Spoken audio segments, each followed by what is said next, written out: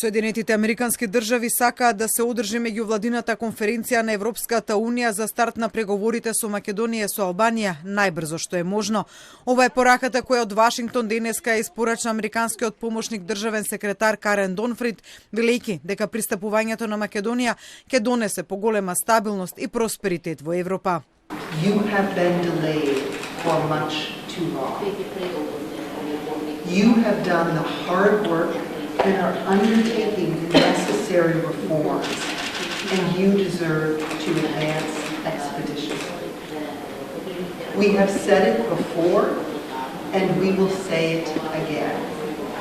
North Macedonia's future is in the European Union. Донфрид денеска во Скопје, придружувана од незиниот заменик Габриел Ескобар, имаше средби со целиот државен врв. Средбите ги започна во владата со премиерот Димитар Ковачевски, каде се задржа речиси половина час повеќе од предвиденото, пошто продолжи со средба со шефот на дипломатијата Бујар Османи, па со шефот на државата Стево Пендаровски, на кој освен поддршката за европскиот пат на земјава, донесе и датум за одржување на меѓувладиниот стратешки диалог меѓу САД и Македонија, со кој ќе се јакне стратешкото партнерство меѓу двете држави.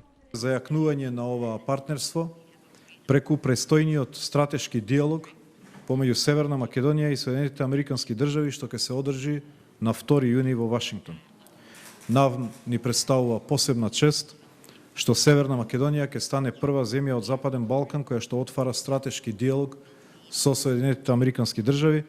Стратешкиот диалог меѓу Македонија и САД, како што информираше Османи, ќе ги опфаќа безбедноста, одбраната, економската соработка, трговијата, енергетиката, почитувањето на правото. Според него, јакнењето на соработката, но и зајакнувањето на американското присуство во регионот е значајно во контекст на безбедносните ризици предизвикани од руската инвазија врз Украина.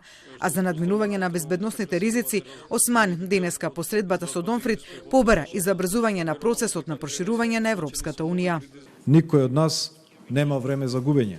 Отсуството на напредок во евроинтегративниот процес, смета Османи, ќе има сериозни последици за Македонија, но и за регионот, со отворање на простор за штетно влијание од трети земји.